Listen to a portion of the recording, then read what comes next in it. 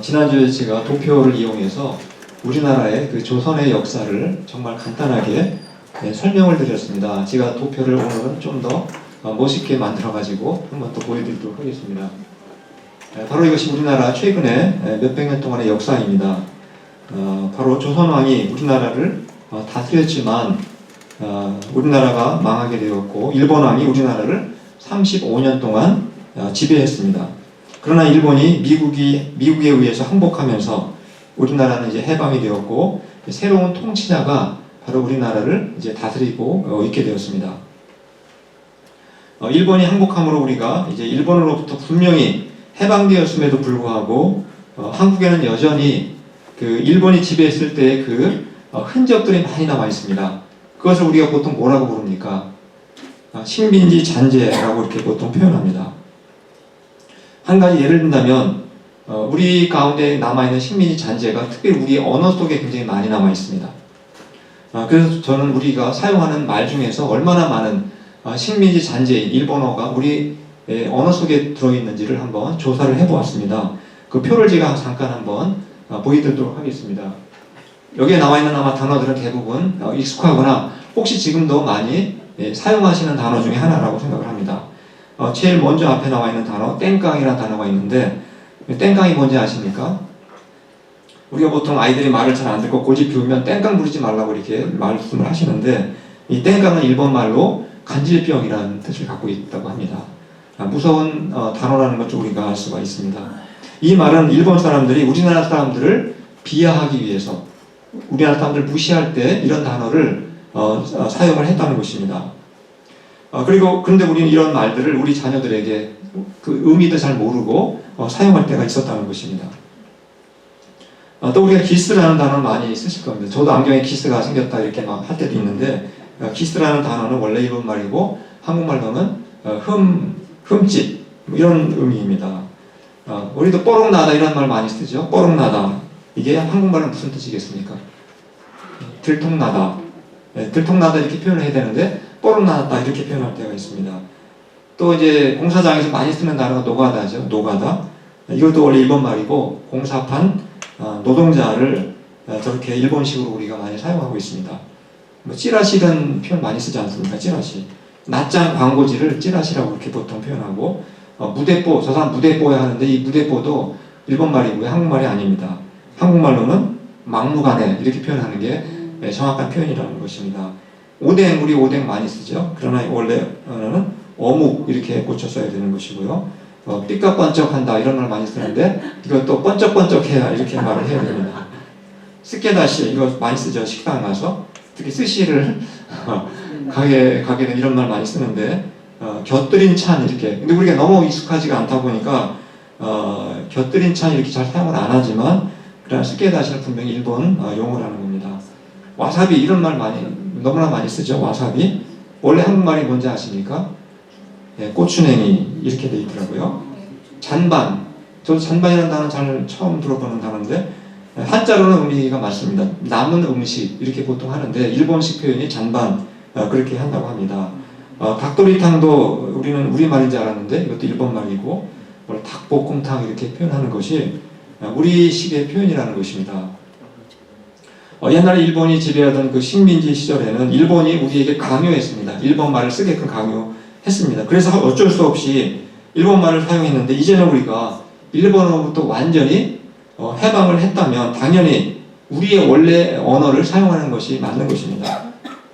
그리고 일본식 언어 표현, 식민지 잔재를 우리가 버려야만 마땅한 것입니다.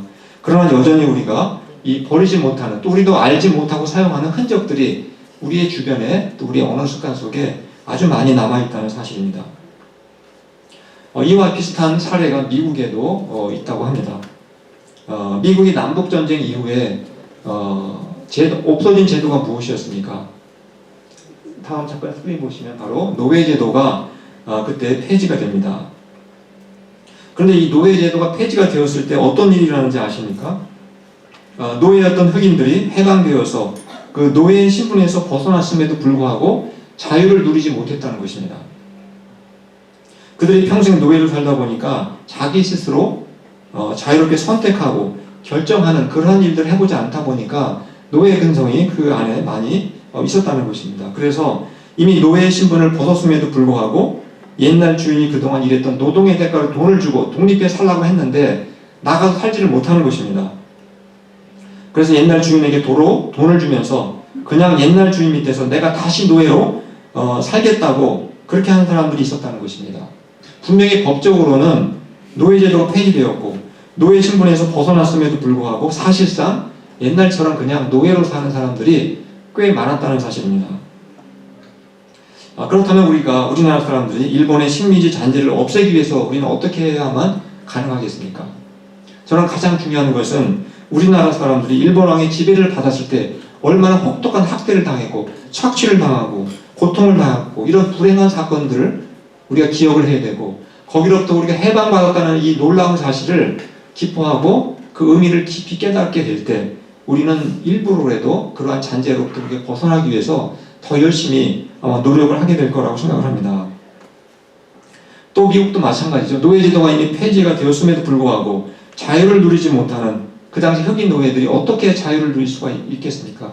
그들 역시 마찬가지입니다. 그들이 노예로 살았을 때 얼마나 비참하게 살았는지 얼마나 인간 대접받지 못하고 살았는지를 깊이 생각하면서 자신들에게 주어진 자유가 얼마나 가치 있는가를 깨닫게 될 때 그들은 노예의 삶에서 벗어날 수가 있게 되는 것입니다.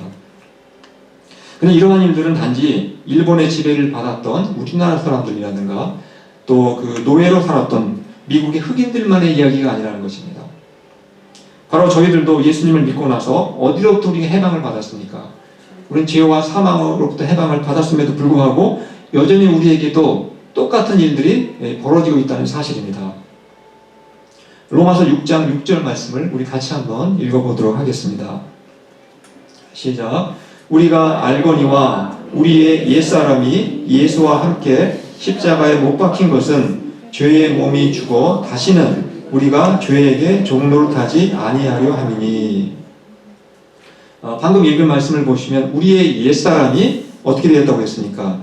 예수님과 함께 십자가에 못 박혀 죽었다 이렇게 말씀하고 있습니다. 바울은 예수님을 믿기 이전에 바로 아담의 후손으로 살던 우리를 지금 뭐라고 부르고 있습니까? 옛사람이라고 부르고 있습니다. 그리고 예수님을 믿고 난 이후의 우리들을 바울은 새 사람 이렇게 부릅니다. 아까 그 조선이 1945년 8월 15일에 일본 왕으로부터 이제 그 해방이 되었다 이렇게 말씀을 드렸습니다. 아마 저희 교회에 일본이 조선을 다스렸던 1945년 이전에 태어나시고 그때 살으셨던 분들이 저희 교회에 제가 보기엔 모르겠어요. 세 분이 두 분이 정확히 모르겠습니다만 우리 임석기 사모님 또 우리 피집사님 또 우리 혹시 여기 최종식 집사님 어머님도 그때 해방 전에 태어나셨죠? 예, 세 분이시네요. 세 분. 일본이 지배할 때 바로 한국에 사시던 분들이 계십니다. 근데 그때 우리나라가 일본으로부터 해방되기 이전에는 우리나라 사람들이 이름을 갖지 못하고 일본식 이름을 가지고 살아야만 했습니다. 법적으로 한국 사람이 아니고 그 당시는 다 누구나 일본 시민이었습니다. 그래서 베를린 올림픽에서 마라톤 금메달을 딴 손기정 선수 역시 가슴에 태극기가 아니라 일장기를 달고 뛸 수밖에 없었습니다. 그러나 8.15 해방이 되면서 모든 이제 우리나라 사람들의 신분이 다 한꺼번에 바뀌게 됩니다. 대한민국 사람으로 바뀌게 됩니다. 더 이상 일본 시민이 아닌 것입니다. 그때 우리가 말하기를 이렇게 표현하는 것입니다. 바로 우리는 일본 왕이 지배하던 그 시절에 나는 이미 죽었다.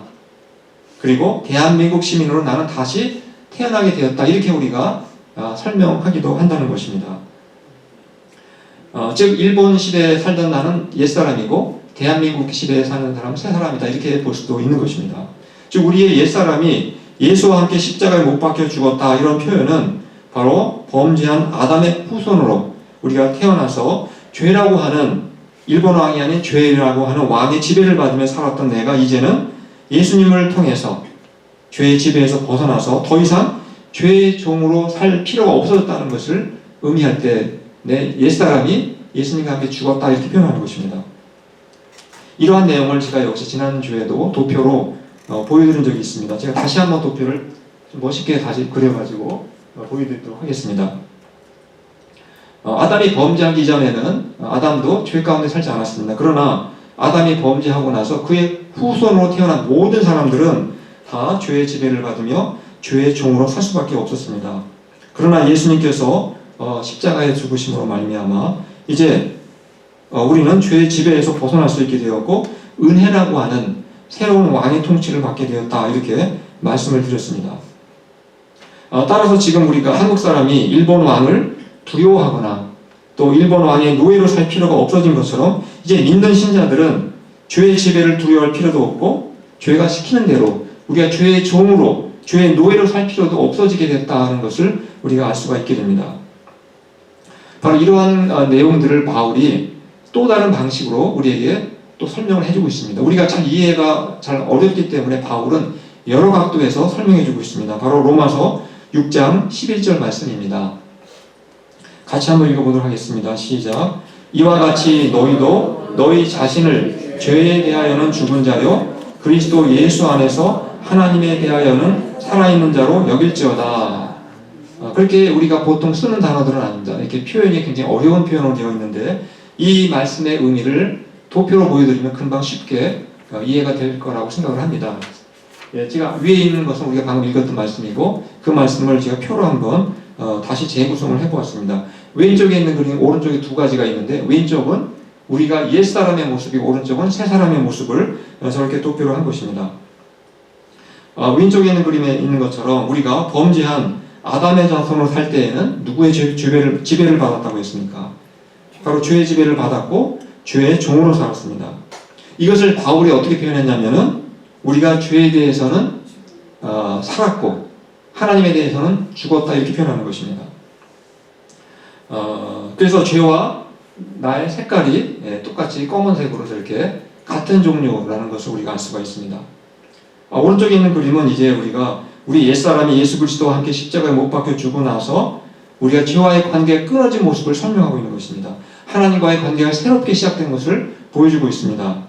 이것을 바울은 어떻게 표현하고 있냐면은 우리가 죄에 대해서는 죽었다, 이렇게 표현하고 있고 하나님께 대해서는 살아있다, 이렇게 표현하고 있는 것입니다. 지금 우리가 예수를 믿는다는 것을 한마디로 설명한다면 내가 섬기던 나의 주인이 바뀌게 되었다, 나를 다스리던 왕이 바뀌게 되었다라는 것을 표현하는 것입니다. 그렇게 정의할 수가 있습니다. 즉 예수를 믿는다는 것은 지금까지는 내가 죄를 나의 주인으로 섬겼고 그리고 죄를 나의 왕으로 모시고 살았지만 이제부터는 내가 하나님과 예수님을 나의 주인으로 나의 왕으로 모시며 살겠다는 그러한 결단이 바로 내가 예수님을 믿는다는 것을 의미하는 것입니다. 혹시 이제 결혼식을 다 이제 아마 그동안 하신 분들은 주례사가 어떤 설교를 했는지 아마 그거 기억하시는 분 계십니까? 아마 대부분 주례사가 했던 설교는 다 기억을 못 하실 겁니다. 저가 주례를 교회 목회하면 2번을 했지만 저도 주례사를 잘 기억을 못 합니다. 그렇지만 주례사가 서약할 때 반드시 신랑과 신부에게 하는 질문이 있습니다. 그 질문은 다 기억나지 않습니까? 다 기억나실 것 같은데 제가 예전에 우리 최영훈 형제하고 우리 정신의 자매님 결혼하실 때 그때 주례사의 내용을 조금 더 간추려서 한번 다시 한번 읽어볼 테니까 한번 예전에 결혼하실 때 기억을 한번 되살려 보시기 바랍니다. 지금 물어보는 건 아니고 우리 옛날을 생각하는 겁니다. 신랑은 신부를 기쁠 때나 슬플 때나 평안할 때나 힘들 때나 검은 머리가 화뿌리가 될 때까지 사랑하기로 하나님 앞과 증인들 앞에서 엄숙히 서약합니까? 이렇게 물어봅니다. 기억나시죠? 아마 다른 분들도 대충 화뿌리라는 단어 생각나실지 모르겠습니다. 그런데 우리나라는 보통 이렇게 한 번 질문하고 네 또는 아멘 하면 그걸로 그냥 통과가 되고 이제 혼인 서약을 하게 됩니다. 성혼 선포를 하게 됩니다. 그런데 다른 나라에는 그렇게 하지 않는 경우가 있다고 합니다. 우리는 질문을 딱 한 번만 하는데 어떤 나라는 2번 질문을 한다고 합니다. 첫 번째 질문은 지금 방금 했던 것과 똑같은 내용을 합니다. 서로 사랑하느냐, 끝까지 사랑하겠니, 이렇게 질문을 한다고 합니다. 2번째 질문은 이렇게 한다고 합니다. 이제 신랑은 그동안 사귀었던 다른 애인들을 다 버리겠습니까? 이렇게 물어본다는 것입니다. 마찬가지 신부에게 똑같은 식으로 그렇게 질문을 한다는 것입니다. 제가 나중에 세 번째 혹시 주례를 맡을 기회가 생긴다면 이렇게 한번 질문을 하면 어떨지 모르겠습니다. 근데 분위기가 너무 어색해질 것 같아서 포기해야 될 것 같습니다. 결혼식이란 과연 그렇다면 무엇을 의미하는 거겠습니까? 바로 옛날 애인과의 관계는 완전히 끊어버리고 새 사람과 하고 새로운 사랑의 관계를 맺겠다라고 하는 결단, 그게 바로 결혼식이다, 이렇게 우리는 볼 수가 있는 것입니다. 이것을 제가 한번 또 도표로 잠깐 보여드리겠습니다. 바로 결혼식이란 내가 옛날 애인이 아무리 많았던 적었든 상관없이 그 관계를 끊는 것, 그게 바로 결혼의 의미라는 것입니다. 그리고 또 이제 새로운 나의 옆에 있는 신랑 신부를 새로운 살아있는 관계로 맺고 영원히 살아가겠다고 하는 결단이라는 것입니다. 이것을 바울식으로 표현하면 이렇게 되는 겁니다. 나는 옛날 애인에 대해서는 죽었다. 그리고 새 사람에 대해서는 살아있는 자가 되었다. 이렇게 우리가 그렇게 바울식으로 설명을 하는 것입니다. 이러한 결혼식 장면을 영적으로 가장 잘 설명한 거의 같은 의미를 갖고 있는 예식이 있습니다. 그것이 무엇이겠습니까? 바로 우리 교회에서 하는 침례식인 것입니다. 바로 침례라는 것은 내가 예수님과 함께 죽었고 또 내가 예수님과 함께 다시 살아났다라는 의미를 가지고 있습니다. 바로 내가 예수님과 함께 죽을 때 나는 나의 옛날 애인이었던 죄에 대해서도 죽게 되었고 관계를 끊었다라는 의미를 갖고 있습니다. 또 내가 예수님과 함께 살아날 때 하나님께 대해서 내가 살아있는 자가 됨으로써 바로 하나님과 새로운 관계를 맺게 되었다. 그렇게 살아가는 사람이라는 의미를 바로 침례라는 의미 속에 포함되어 있는 것입니다. 자, 그렇다면 우리가 결혼한 신랑과 신부가 결혼 후에도 옛날 애인을 자꾸 생각한다거나 또 남편과 아내 몰래 옛날 애인을 은밀한 장소에 가서 만나려고 시도한다면 그게 정상적인 행동이겠습니까? 결코 정상이라고 볼 수가 없는 것입니다.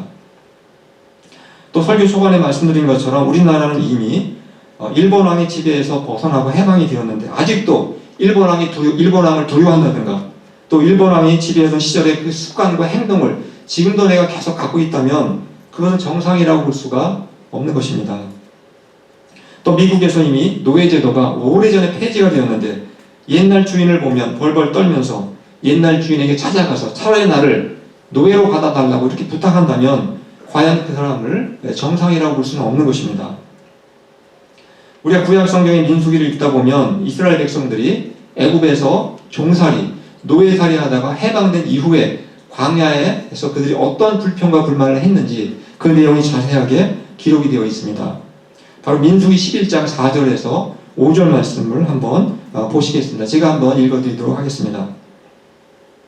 이스라엘 자손도 다시 울며 이르되 누가 우리에게 고기를 주어 먹게 하랴. 우리가 애굽에 있을 때에는 값없이 생선과 오이와 참외와 부추와 파와 마늘들을 먹은 것이 생각나거늘.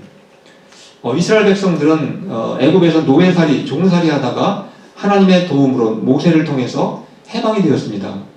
그래서 광야 생활을 그들이 이제 하게 되었습니다. 그러나 광야 생활을 하다 보니까 먹을 수 있는 거라고는 하나님이 내려주신 만나와 그리고 물밖에 없었습니다. 그러자 그들이 옛날 애굽에 있었을 때 노예로 살던 시절이 그리워지기 시작했습니다. 아까 마지막에 생각나거늘 그렇게 표현하고 있는 것입니다. 그들이 해방된 자인으로 사는 것보다 차라리 애굽에서 노예로 사는 것이 차라리 더 좋겠다. 옛날 생활을 점점 그리워하게 되었던 것입니다.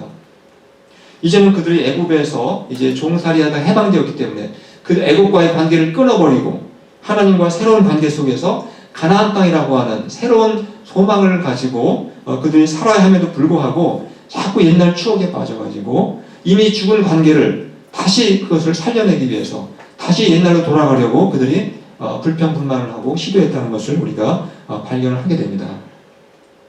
그런데 이것은 옛날 이야기가 아니라는 사실입니다. 바로 오늘 하는 우리에게도 이러한 유혹이 있다는 사실입니다. 그래서 바울은 골로새서 3장 8절로 10절에서 우리에게 똑같은 명령의 말씀을 우리에게 하고 있습니다. 우리 같이 한번 읽어보도록 하겠습니다. 골로새서 3장 8절로 10절입니다. 시작. 이제는 너희가 이 모든 것을 벗어버려라. 곧 분함과 노여움과 악의와 비방과 너희 입에 부끄러운 말이라. 너희가 서로 거짓말을 하지 말라. 옛사람과 그 행위를 벗어버리고 새 사람을 입었으니. 즉 우리가 이미 죄와의 관계를 끊고 우리 옛사람이 이미 죽었고 새 사람이 되었다면 더 이상 옛사람의 모습으로 살지 말라고 지금 명령을 하고 있는 것입니다. 부탁하는 게 아니라 명령하고 있는 것입니다. 죄라고 하는 옛날 애인을 그리워하지 말고 또 죄라고 하는 옛날 주인을 다시 섬기려고 하지 말라는 것입니다. 그러면서 바울은 옛사람의 특징을 몇 가지 예로 들어가면서 우리에게 다시 한번 설명하고 있습니다. 이제는 옛사람처럼 우리의 감정을 절제하지 못해서 쉽게 화를 내거나 분노를 터뜨리지 말고 새 사람답게 온유함과 참고 인내함으로 우리가 살라고 지금 바울이 명령하고 있는 것입니다. 또 이제는 우리가 옛사람처럼 남이 보지 않는다고 해서 남을 비방하거나 또 원망과 불평과 부끄러운 말을 쉽게 내뱉지 말고 남에게 덕을 세우고 은혜를 끼치고 또 위로하고 격려하는 이 새 사람답게 그렇게 살라고 지금 하나님께서 명령하고 있다는 사실입니다. 또 옛날 사람처럼 거짓된 말과 행동을 버리고 새 사람답게 진실하고 정직하게 살라고 역시 부탁하는 것이 아니라 명령하고 있다는 사실을 우리가 기억을 해야 됩니다. 우리가 이미 옛 사람이 되었다면 우리는 옛사람의 말과 행동과 그 습관을 버리는 것이 결코 어렵지 않다는 것입니다. 저에게는 이미 이제 2명의 손주가 갑자기 생기게 되었습니다. 큰 아이는 이제 2달 조금 넘었고 작은 아이는 이제 겨우 열흘밖에 되지 않은 신생아입니다. 근데 그 아이들이 제가 그 아이들에게 이제 일어나서 빨리 걸어라 이렇게 명령하면 되겠습니까?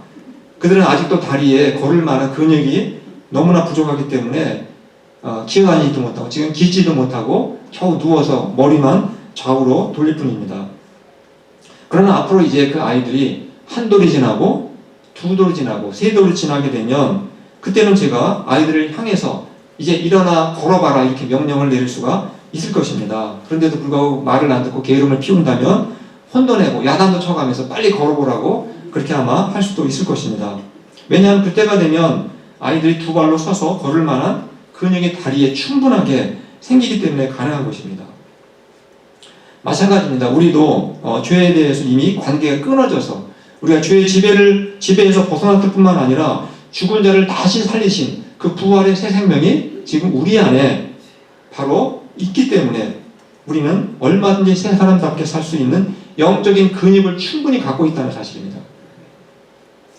성경은 결코 믿지 않는 사람들에게 새 사람답게 살라고 명령하지 않는다는 사실을 기억하시기 바랍니다.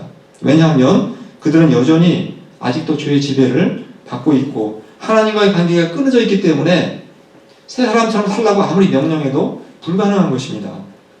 그들에게 필요한 것은 먼저 죄를 회개하고 자신의 죄인임을 인정하고 예수 그리스도를 믿음으로 바로 죄와의 관계를 끊고 하나님과 새로운 관계를 회복하는 것이 먼저 있어야만 되는 것입니다. 그러나 우리가 예수님을 이미 믿어서 예수 그리스도와 함께 우리의 옛사람이 십자가에서 죽었고 또 그리스도와 함께 우리가 부활의 새 생명을 받아서 우리가 새 사람이 되었다면 이미 우리는 새 사람답게 살 수 있는 능력을 이미 우리에게 하나님이 주셨고 우리는 이미 받았다는 사실을 우리가 기억을 해야 됩니다. 여러분은 예수님과 함께 옛사람이 이미 죽었고 또 예수님과 함께 부활하셔서 새 생명을 공급받으시고 새 사람이 이미 되셨다는 사실을 믿으십니까? 정말 그렇게 믿으신다면 이제 우리는 아직도 내 안에 남아있는 옛사람의 흔적들을 없애버리기 위해서 우리가 단호하게 노력하고 없애기 위해 단호하게 열심히 노력하고 기도해야 한다는 사실입니다. 그래서 우리 안에 여전히 남아있는 미움과 분노와 원망과 근심과 또 부끄러운 말들을 우리가 없애기 위해서 부단히 노력하고 기도해야 합니다. 이것은 제가 여러분에게 부탁하고 하나님 부탁하는 것이 아니라 하나님의 명령이라고 이미 말씀을 드렸습니다. 그리고 우리는 이미 새 사람이 되었다면 또 우리는 새 사람의 특징인 온유와 겸손과 인내와 진실함과 또 감사와 사랑으로 우리가 단호하게 살기 위해서 단호하게 결심하고 노력을 해야 한다는 것입니다. 이건 역시 하나님이 우리에게 그렇게 해도 되고 안 해도 된다고 이렇게 부탁하고 권면하시는 것이 아니라 반드시 그렇게 살아야 된다고 우리에게 명령하신다는 사실을 기억을 해야 됩니다. 저희 모두 이제 새 사람이 되셨다면 정말 새 사람답게 우리가 살면서 하나님이 공급해 주신 큰 은혜와 사랑과 또 기쁨을 늘 누리시며 살아갈 수 있기를 간절히 축원합니다.